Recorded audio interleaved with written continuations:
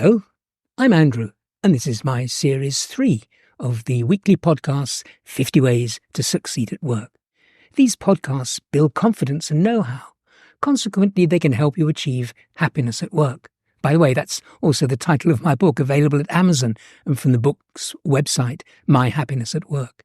Now for today's episode in Series 3. This is episode 34 in Series 3, 50 Ways to Succeed at Work. Today's episode is called Sleep, the Real Thing. Accept no substitutes. Let me tell you about the prolific French writer Balzac. He regularly slept twice, once from midnight to 6 a.m. and again from 2 p.m. to 8 p.m. He gulped down vast amounts of coffee and scribbled away for 15 or 16 hours daily. Amazon's founder and executive chair Jeff Bezos aims for 8 hours of sleep. He schedules important meetings before lunch to maximize his productivity.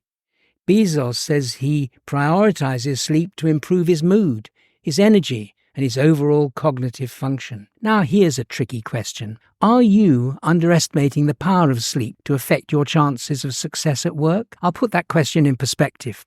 Research shows that there's a vital link between sleep and job performance. For example, your sleep quality can help you perform at your best. Why?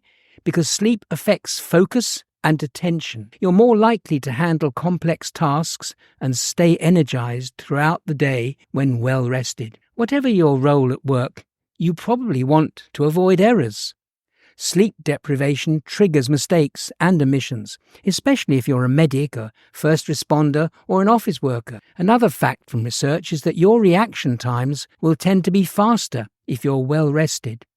That matters if you must respond quickly and retain a sense of being on the ball. You've probably heard of emotional well-being and perhaps found it a rather vague concept, yet it's known to play a significant role in performance improvement. So much so that employers increasingly recognize the value of promoting good sleep habits amongst their workforces. Their perspective is both productivity and fostering a happier and healthy work environment. For example, Google is widely known for its employee well-being initiatives. The company offers meditation classes, mindfulness workshops, and dedicated campus meditation spaces.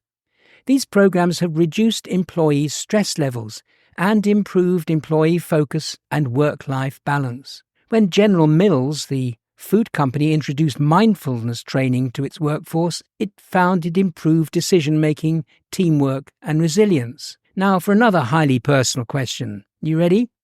Are you perhaps sleep deprived? If so, you're not alone. 1 in 4 US adults say they suffer from insomnia. In the UK, a Nuffield Health survey also found that only 1 in 3 people enjoy the recommended norm of 7 to 8 hours of sleep a night. Numerous studies confirm that not getting enough sleep can affect workplace performance. So be aware that your career can be at risk without enough sleep. Now for some more truths about sleep. NASA research found that a 26-minute nap can boost performance by 34%. So napping at work could launch your career into orbit. If you're a sleep-deprived person, you're more likely to nod off at meetings. Falling asleep in front of the boss is not exactly a career booster, is it? We each have a built-in body clock called circadian rhythms. These 24-hour cycles regulate various bodily functions, such as sleep-wake patterns, core body temperature, immune system activity, and hormone production. These patterns also help us decide the best time to eat, sleep, think, and undertake other essential tasks. So why not set out to deliberately take advantage of your body clock?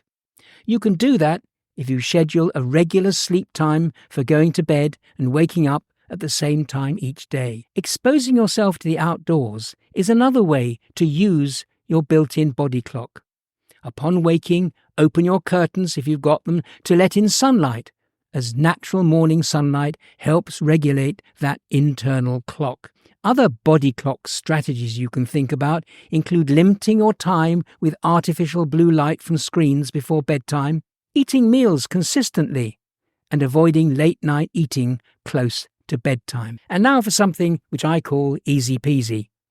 Apart from those body clock actions I've just mentioned, there's a host of other actions you can take if you're worried about your sleep levels. For example, create a sleep-conducive environment with a dark, quiet and comfortable space. Invest in a good mattress and pillows.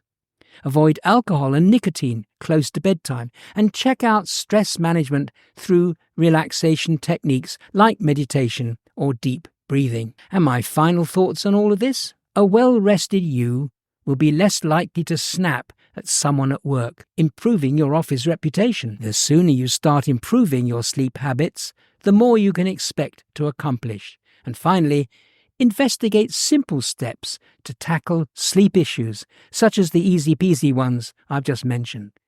You've been listening to an episode of Series 3 of my weekly podcast, 50 Ways to Succeed at Work. You can hear the other podcasts at the 50ways.site, that's 50.site. There are nearly 100 titles and you can search for any issue that interests you. If you have any questions, you can always drop me a line from there. Also, check out my book, Happiness at Work. It's packed with great stories, compelling advice, and suggestions for tackling real issues that you can encounter at work.